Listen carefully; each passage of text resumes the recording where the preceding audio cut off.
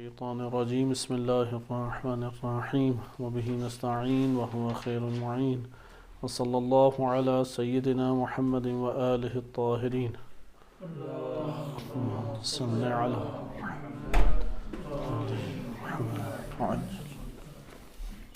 تفسیر قمی کا ہم مقدمہ پڑھ رہے تھے اور انشاءاللہ ہماری کوشش ہے کہ ہم وہ مقدمات پڑھیں جس کی اساس اور بنیاد کے اوپر قرآن کریم کی تفسیر کی جاتی ہے، اور یہ مقدمات بعض انشاءاللہ تفصیلی طور پہ آئیں گے کہ جو حوزہ علمیہ میں مختلف اساتذہ نے ابھارے ہیں، جیسے کہ جن تفسیر کے دروس میں شرکت کی توفیق عنایت ہوتی ہے اس میں بعض موضوعاتی طور پہ جو بزرگان حوزہ علمیہ ہیں اساتذہ، انہوں نے اس کو مطرح کیا. مثلا وہ روایات کہ جو جاری ہوتی ہیں، ایک روایات ہیں کہ جو تفسیر ہیں، یعنی روایات کی انشاءاللہ بھی آپ کی تفسیر قمی بنیادی اس کا سبب بھی بنتی ہے. مثلا ایک آیت آپ کے پاس ہے، آپ قرآن کی آیت لے کے آتے ہیں والشمس والضحاها والقمر اذا تلاها. شمس اور قمر سے کیا مراد ہے؟ ایک اس کا مصداق یہی ہے جو آسمان پر موجود ہے، لیکن بعض روایات آگے کہتی ہیں کہ مثلا شمس نبی صلی اللہ علیہ وسلم اور قمر امیر المومنین علیہ السلام، یا اس طریقے سے کہ فرعون کا تذکرہ قرآن میں آیا ہے اور اس کی سزا کا تذکرہ بھی آیا ہے. اب یہ جو آیت قرآن میں فرعون کی مذمت کے لیے وارد ہوئی ہے، فرعون کے ساتھ فقط مختص ہے یا فرعون والا عمل اگر آج 2021 میں بھی کوئی انجام دے اس کے اوپر بھی وہی حکم جاری ہوگا قرآن کا؟ کون سی بات ہمیں درست محسوس ہوتی ہے؟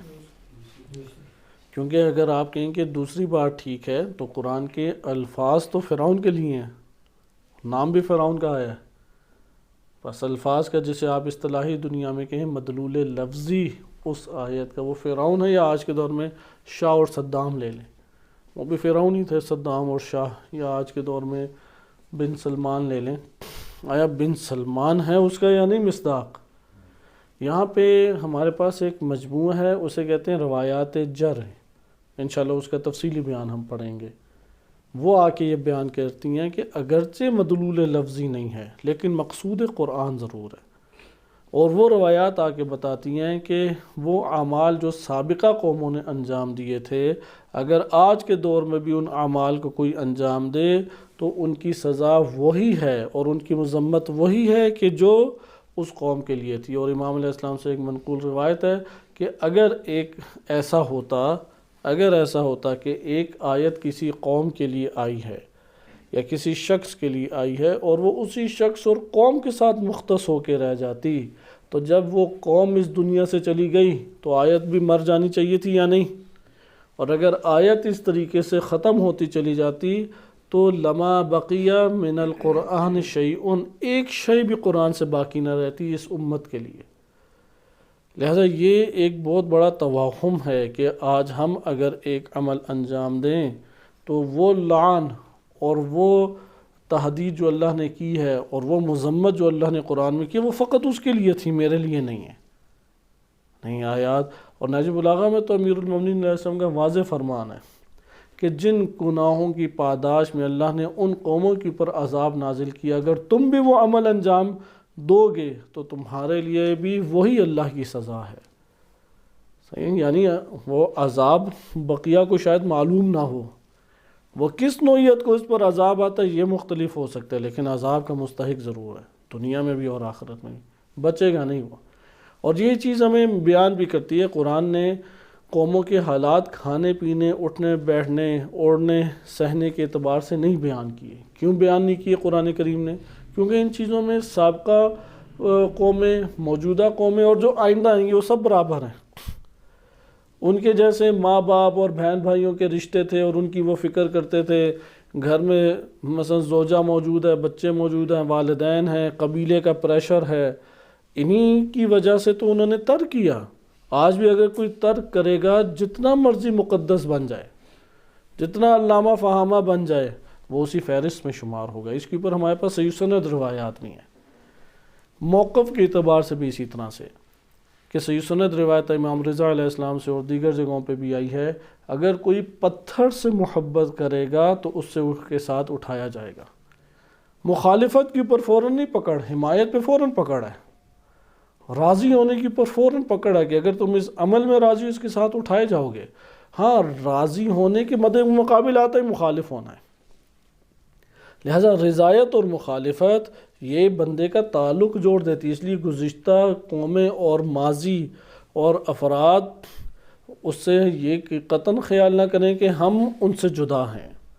مثلا آج کا معاشرہ بے عینی یہ معاشرہ ہم سے پہلے تھا، بے عینی یہ معاشرہ اس سے پہلے تھا۔ ہاں، یہ جو گھروں کے بنانے کی ساخت ہے اور اسی طرح ٹیکنالوجی کی چند چیزیں اس کے اعتبار سے فرق آیا، لیکن اس دور کے لوگ بھی نعمات سے استفادہ کرتے تھے، ادھر بھی لوگ ٹیکنالوجی سے نعمات میں ہی استفادے کا باعث یا اپنی لذات اور آرام کا استفادہ کرتے ہیں یا اپنی جنگوں اور لڑائیوں میں استفادہ کرتے ہیں۔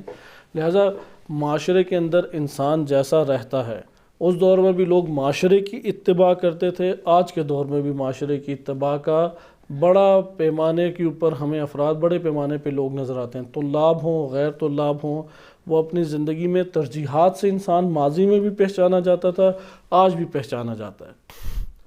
لہذا ہمارے باہمی تعلق سے، ہمیں اچھے طریقے سے سلام دعا کرنے سے بندے کی شناخت نہیں ہوگی۔ بندے کی شناخت کا وہی طریقہ کار ہے جو قرآن نے دیا ہے۔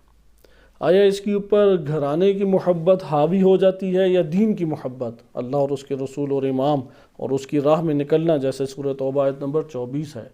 سورۃ توبہ آیت نمبر 24 کو یہ اپنے ذہن میں رکھے، وہ دنیا سے ضرور متنبع ہو جائے گا۔ دنیا اس پر حاوی نہیں ہوتی، کیونکہ اس میں ایک ایک چیز کا تذکرہ ہے جو انسان کے اوپر حاوی ہو جاتی ہے اور ہے، ہٹانے پڑتی ہے۔ کوئی بنا بنایا نہیں اس دنیا میں آیا، بالآخر اسے اپنے سینے کے اندر اپنے قبیلے کی محبت دبانے پڑتی ہے، اپنے گھر بار سے تعلق کو دبانا پڑتا ہے، اپنے آرام اور سکون کو دبانا پڑتا ہے، اپنے مال کو دبانا پڑتا ہے۔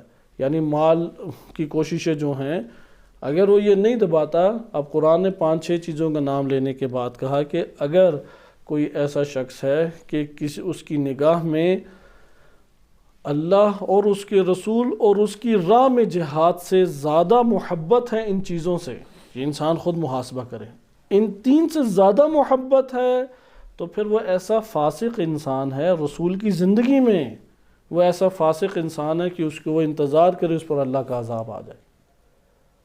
یہ کب کی آیت ہے؟ آخر سال جب نبی صلی اللہ علیہ وسلم کی رحلت ہوئی ہے اس دور کی یہ آیت ہے کہ اگر تم لوگوں کو سورہ توبہ آیت نمبر 24 تم لوگوں کو یہ چیزیں زیادہ محبوب ہیں۔ اب انسان اپنا خود جائزہ لے کہ آیا میرے لیے اللہ کی محبت زیادہ قلب میں ہے یا گھر بار کی، بہن بھائیوں کی، آل اولاد کی، مال کی، گھروں کی، تجارت کی، یا رسول اور امام سے زیادہ محبت ہے یا ان سے؟ اور نمبر 3 جو اس آیت نے بیان کیا ہے، کیونکہ یہ 2 چیزیں نہیں فوراً پتہ لگتی اور کوئی دعویٰ کر سکتا ہے، تیسرے سے پہچانا جاتا ہے۔ تیسرے میں ایک ایسا عمل ہے جس میں وہ ساری چیزیں داؤ پہ لگ جاتی ہیں، وہ ہے جہاد۔ کیونکہ جب جہاد کے لیے جائے گا تو مارا جائے گا، مارا جائے گا تو ایک چیز تو ہاتھ سے نہیں جاتی، بیوی بچے بھی جائیں گے، مال بھی جائے گا، تجارت بھی جائے گی، گھر بھی جائے گا، وہ کون سی دنیا کا عنصر ہے جو اس کے ہاتھ سے نہیں جائے گا؟ تو وہاں پہ اب بیان کیا آیت نے آگے، اگر تمہیں اللہ کی راہ میں جہاد کے لیے نکلنے سے زیادہ محبوب اور عزیز یہ تمہارے وابستگیاں ہیں تو تم پھر انتظار کرو یہاں تک کہ اللہ کا عذاب تمہارے اوپر نازل۔ یعنی یہ فاسق ترین انسان ہے، بے شک نمازیں پڑھے، روزے رکھے، بے شک قصیدے پڑھے، زیارات کرے، حج کرے، عمرے کرے، فاسق انسان ہے اور عذاب کا اس کے اوپر ہے قرآن کی آیت میں۔ اور یہ سورہ توبہ کی کوئی مکی زندگی کی یہ نہیں ہے آیات، کوئی مدنی زندگی کی آغاز کی جنگوں کی بھی نہیں ہے، یہ نبی اکرم صلی اللہ علیہ وسلم کے آخری سالوں کی ہیں۔ آپ اس جہاد سے ایک نوع اور استفادہ کر سکتے ہیں کہ اگر تمہارے اوپر کوئی اجتماعی ذمہ داری عائد ہوتی ہے اور وہ ذمہ داری تمہارے لیے ترجیح نہیں رکھ پاتی اور یہ وابستگیاں تمہارے اوپر ترجیح رکھ دیتی ہیں تو فسق ہے تمہارے لیے یہ قرآن کی سری جو آیات ہیں۔ بہرحال آیا ہم توصیہ دے سکتے ہیں یا نہیں، یا جہاد تک ہی اس کو محدود رکھیں گے؟ یہ وہ بحث ہے جو فقہ میں بھی کی جاتی ہے۔ تنکیح المنات کے نام سے بڑے خوبصورت قاعدے کو فقہا نے تاسیس کیا ہے اور اس کو پھر مختلف اس میں مباحث بھی ہیں، لیکن ہم تفسیر میں، ہم فقہ میں اس کا جائزہ نہیں لیں گے، ہم تفسیر کے دامن میں اس کا جائزہ لیں گے۔ تفسیر کے دامن میں جائزہ لینے کے لیے آپ کو مفسرین کے کلام کو پڑھنا پڑے گا، اس لیے ہم نے مفسرین کے کلام، مثلا علی بن ابراہیم قمی رحمۃ اللہ علیہ، کہ آپ ضرور ان کی قبر پہ جائیں، کہ یہاں پہ ہی ہے پاساج غدیر میں، اور اس کے بڑے اثرات انسان کے وجود کے اوپر ہوتے ہیں۔ ہمارے یہاں پاس معتبر روایات ہیں کہ جب انسان ایک قبر کے اوپر جاتا ہے تو صاحب قبر اس سے آشنا ہو جاتا ہے، آپ پہچانے نہ پہچانے، اور آپ کے جانے کے اوپر تعصف کرتا ہے، کہتا ہے کہ کاش میرے پاس تم بیٹھے رہو۔ جو مومن ہوتے ہیں انہیں تو کچھ نہیں ہوتا، یعنی جو اولیاء ہوتے ہیں یا بڑے لیول پہ پہنچے ہوئے ہیں، اور جو مومن نہیں ہوتے وہ چیختے چلاتے ہیں، وحشت زدہ ہو جاتے ہیں، خوف کھاتے ہیں کہ یہ جا رہا ہے پھر ہمیں تنہا چھوڑ کے جا رہا ہے۔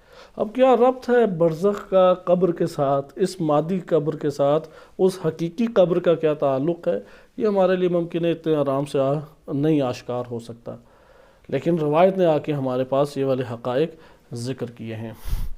لہذا علی بن ابراہیم قمی رحمۃ اللہ علیہ، انہوں نے بعنوان مفسر یہ مقدمہ لکھا ہے، بعنوان محدث نہیں لکھا، اگرچہ فقہاء اور محدثین نے اس مقدمے سے وہ علم رجال کی اعتبار سے استفادہ کیا ہے، جیسے آیت اللہ خوئی رحمۃ اللہ علیہ نے استفادہ کیا اور ایک توثیق عام کا قاعدہ نکالا، اور اس کے اوپر بحث مباحثہ بھی ہے کہ یہ ایک اصطلاح ہے۔ ہم اسے تیزی سے پڑھتے ہیں، اور اس کو کیونکہ ساری جگہ اس کی جو ہے ہمارے لیے قابل تشریح نہیں ہے، ایک حد تک اسے ہم پڑھیں گے اور اس کے بعد اگلی تفسیر میں انشاءاللہ تعالی ہم منتقل ہو جائیں گے۔ ہم پہنچے تھے کہ ہم نے پڑھا تھا ناسخ منسوخ، اور اس کے بعد ہم نے محکم اور متشابہ کو پڑھا۔ محکم اور متشابہ میں انہوں نے ذکر کیے، محکم آیات کون سی ہیں؟ وہ آیات محکم ہیں جن کا معنی آشکار اور ظاہر ہے آپ کے سامنے، اس لیے قرآن کریم کی واضح آیت ہے کہ محکم سے تعلق قائم کرو۔ اب محکم آیات کی مثال کیا ہے؟ علی بن ابراہیم قمی کے ذیل میں ہم بات کر رہے ہیں، وَإِلَّا خیر یہ تو محکم ہی ہیں جو انہوں نے ذکر کی ہیں۔ اوپر جو ناسخ منسوخ تھا اس کی پر بحث موجود ہے کہ آیا وہ واقعاً ناسخ منسوخ ہے، لیکن ان کی اپنی آراء پڑھ لی وفات کے اعتبار سے۔ دور جاہلیت میں وفات کی عدت کتنا عرصہ تھی؟ 1 سال تھی، اور قرآن نے اس کو پہلے ذکر کیا اور اس کے بعد اگلی آیت نازل کی، اور وہ اس کے مطابق کیا تھی؟ 4 مہینے 10 دن تھی۔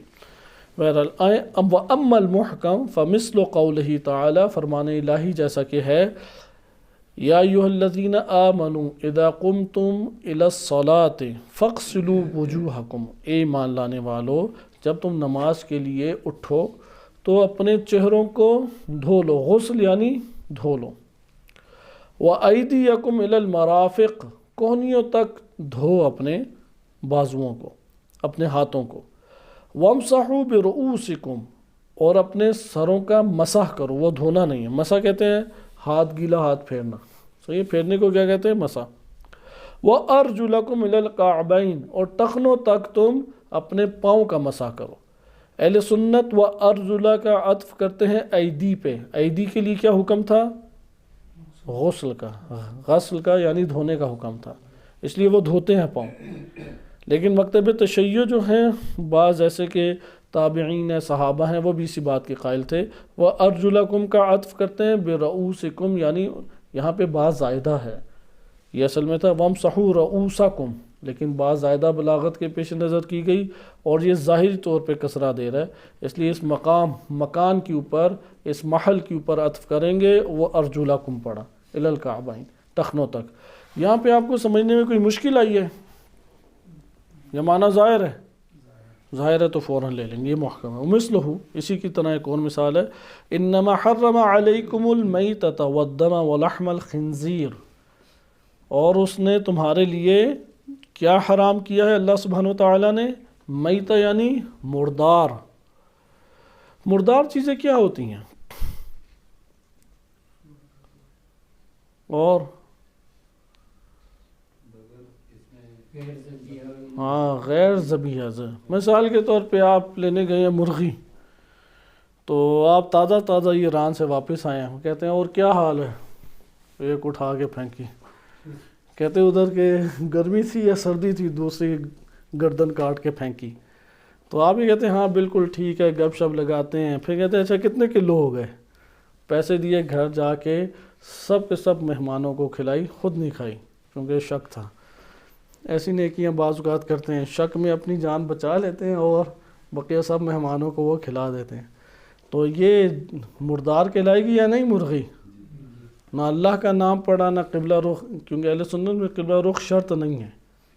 مکتب اہل بیت علیہ السلام میں قبلہ رخ ہونا شرط ہے. اور بکرے کے اعتبار سے تو زیادہ حساسیت بڑھ جاتی ہے، اس کی گردن اور سینہ دونوں قبلہ رخ ہونا چاہیے.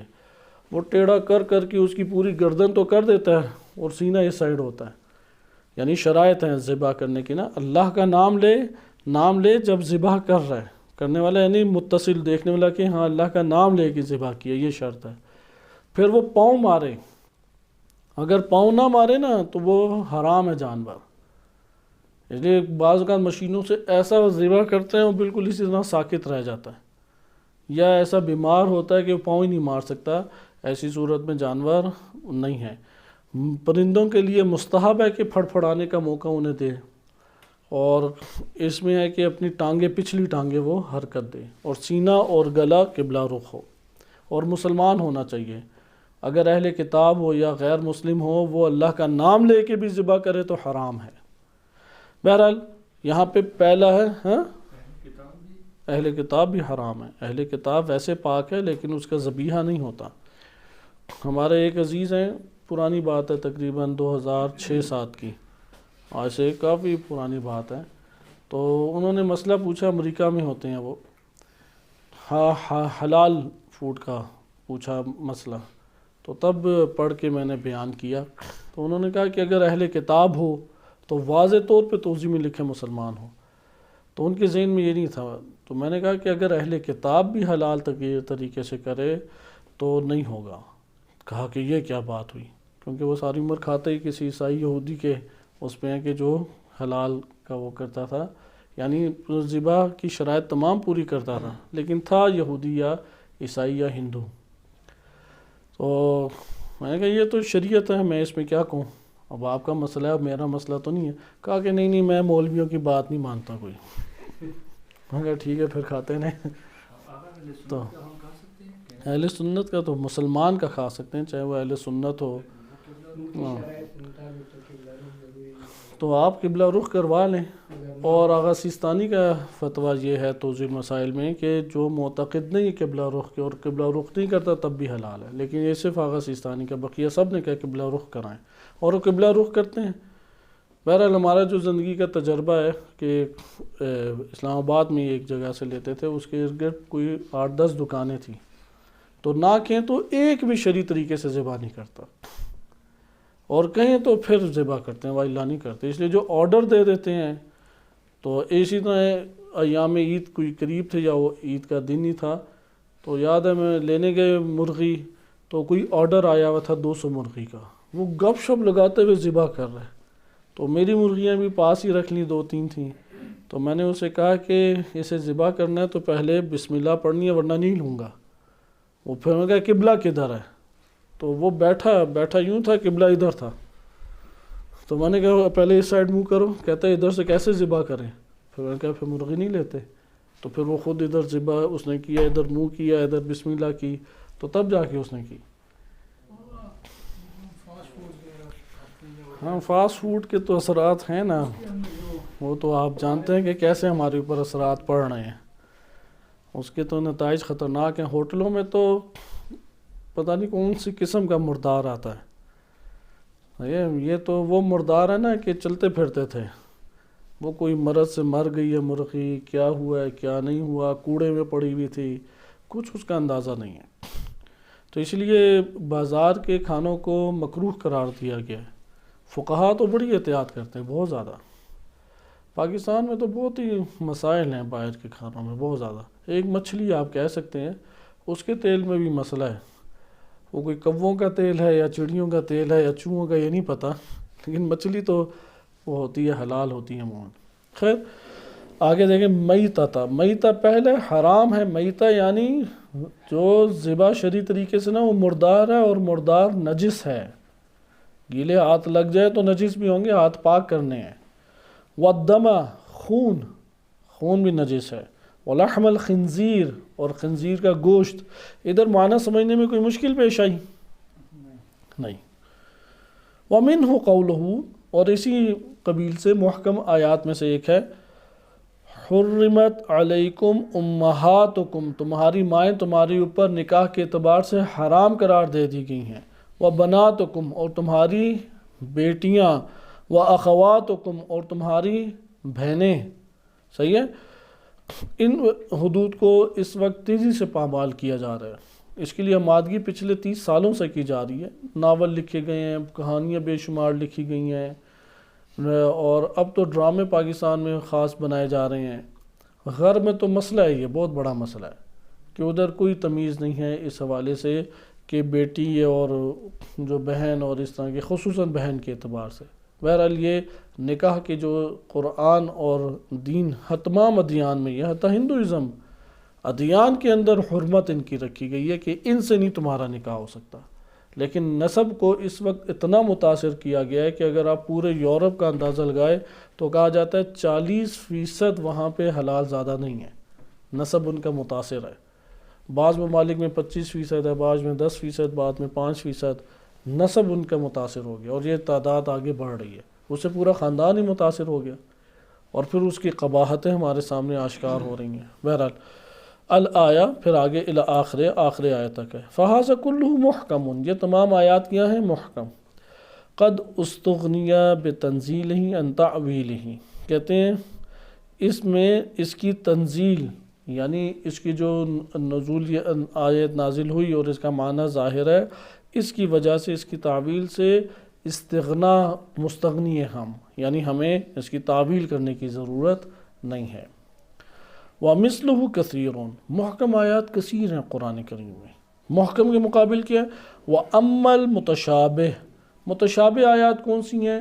ہم سابقاً ایک پڑھ چکے ہیں، ادھر انہوں نے کچھ اس کو بیان کیا ہے، لیکن جو معروف آج کے دور میں علامہ طباطبائی رحمۃ اللہ علیہ دیگران نے ذکر کیا ہے، متشابہ معنی کے طور پہ آشکار ہے، لیکن وہ معنی کسی سبب کی وجہ سے آپ اختیار نہیں کر سکتے، درست ہے؟ اس کو محکم کی طرف پلٹایا جائے گا۔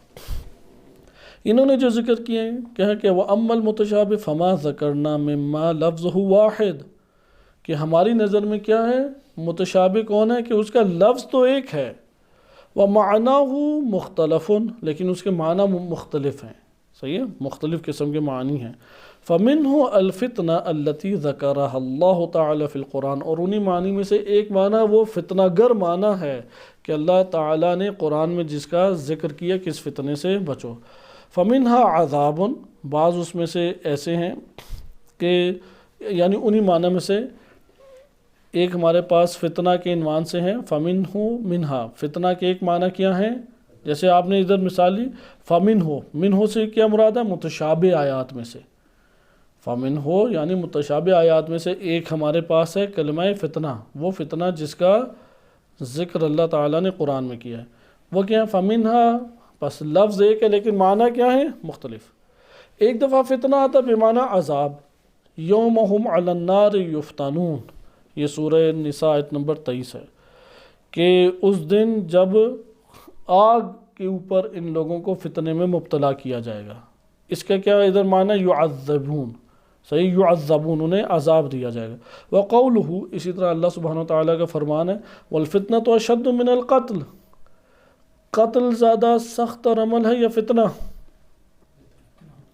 فتنہ، آپ غور کریں تو یہ آپ کے لیے آشکار ہوگا۔ قتل کریں تو ایک گھرانہ تباہ ہوتا ہے، 4 بندے، 5 بندے، 7 بندے، لیکن جب فتنہ برپا ہو جائے تو پھر ہزاروں لوگ، جیسے ابھی یہی فتنہ ہے تفرقہ بازی، جب تفرقہ بازی ابھرتی ہے تو جس علاقے میں ابھری تھی وہاں قتل و غارت ہوتی ہے، یا خیبر پختونخوا بھی قتل ہوں گے، سندھ میں بھی بم پھٹیں گے، پنجاب میں بھی مارے جائیں گے۔ صرف سنی شیعہ کی صرف جنگ میں شیعہ ہی نہیں مارے جاتے، بہت سارے سنی مارے جاتے ہیں، اس میں جنہوں نے نہیں کیا وہ مارے جاتے ہیں۔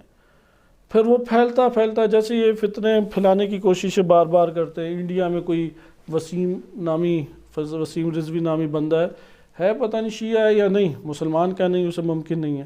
ویڈیو اس کی بنائی اور کہا کہ نہیں قرآن میں جہاد کی آیت نعوذ باللہ ڈالی گئی، یہ وہ فلاں ہم نے نکال کے چھاپا ہے. اب یہ ایک فتنہ ہے. اسے انڈین میڈیا نے اسے ابھارا، پوری دنیا میں گیا. لیکن الحمدللہ مسلمانوں کے اندر ایک حد تک بصیرت موجود ہے کہ سربراہان تشیع نے سختی سے اس کی مذمت کی، وہ فتنہ ناکام ہو گیا. اسی طرح فتنے پھیلتے رہتے ہیں. آصف علوی کا فتنہ آپ کے سامنے تھا. فتنہ قتل سے بدتر ہے، وہ تو فرار کر گیا. اس کی بنیاد پہ قتل کتنے بندوں نے ہونا تھا؟ بے شمار بندوں نے ہونا تھا. اشد من، لیکن ادھر فتنہ سے مراد کیا ہے؟ کہتے ہیں ادھر فتنہ سے مراد عذاب نہیں ہے، وَهُوَ الْكُفْرُ، ادھر کفر مراد ہے. وَمِنْهُ الْحُبُّ، فتنے کے معنوں میں سے ایک کیا ہے؟ حب. جیسے قولہ تعالی، اللہ سبحانہ تعالیٰ کا فرمان ہے انما اموالکم و اولادکم فتنۃ، تمہارے اموال و اولاد کیا ہیں؟ فتنہ، یعنی کیا ہیں؟ محبت ہے تم سے ان سے، یعنی بہا الحب، کہ انہی کے ذریعے تمہارے دل میں ان کی محبت آباد ہوتی ہے. ومنہ الاختبار، انہی میں سے ایک فتنہ پہ معنی کیا ہے؟ امتحان، آزمائش. وَهُوَ قَوْلُهُ تعالی، اللہ تعالیٰ کا یہ فرمان ہے الف لام میم احسب الناس ان یترکوا ان یقولوا آمنا وهم لا یفتنون، کیا لوگ یہ سمجھتے ہیں ہم نے کہہ دیا کہ ہاں ہم ایمان رکھتے ہیں تو انہیں چھوڑ دیا جائے گا؟ جیسے بعض اوقات یہ گمان کرتے ہیں نا کہ ہم نے بھی یا علی مدد تو کہہ دیا تھا، ہم نے بھی کلمہ بلا فصل تک پڑھ لیا ہے، تو اب تو جنت پکی پکی. نا کیا ولایت کے اوپر امتحان نہیں ہوگا؟ توحید کا اقرار کیا تو توحید پہ امتحان نہیں ہوگا. ادھر فتنہ کس معنی میں ہے؟ اے لا یختبرون، ان کا امتحان نہیں لیا جائے گا. ادھر آپ نے دیکھا فتنہ ایک دفعہ بمعنی عذاب آیا، فتنہ ایک دفعہ بمعنی کفر آیا، فتنہ ایک دفعہ بمعنی حب آیا، محبت آیا، اور فتنہ ایک دفعہ بمعنی آزمائش آیا. وَمِثْلُهُ كَثِيرٌ، اس طرح کی مثالیں بھی کثیر ہیں. نذکر فی مواضعہ، انشاءاللہ تفسیر قمی میں ہم ان کی جگہوں پہ اس کا تذکرہ کریں گے. وَمِنْهُ الْحَقُّ وَهُوَ عَلَى وَجُوهٍ كَثِيرَةٍ، اسی طرح فتنہ کی مانند متشابہ آیات میں سے کیا ہے؟ حق ہے، اور وہ بھی اسی طرح مختلف معنی میں حق آتا ہے. وَمِنْهُ الضلال، اسی طرح کلمہ ضلال ہے، وہ بھی مختلف معنی میں آتا ہے. وَهُوَ عَلَى وَجُوهٍ كَثِيرَةٍ، اس کے بھی متعدد معنی ہے.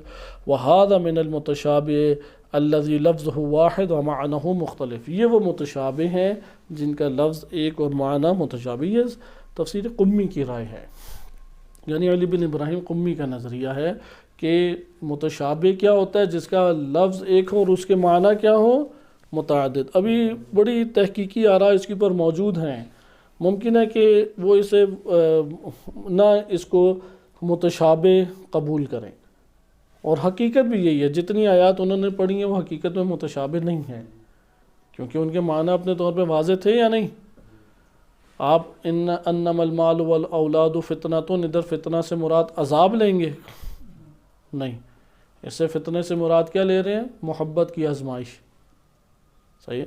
پھر ایک معنی ہے اور وہ معنی تمام پہ پورا بھی ہوتا ہے. بہرحال ابھی یہ تحقیقات پیش کرنا مقصود نہیں. ابھی ہم یہ پڑھ رہے ہیں کہ امام ائمہ اطہار علیہ السلام کے دور میں جو مفسر مکتب تشیع میں موجود تھے، ان کی نظر میں علوم قرآنی اور تفسیر کرنے کے جو قواعد موجود تھے وہ کیسے تھے، وہ متشابہ کا کیا معنی اس وقت لے رہے تھے.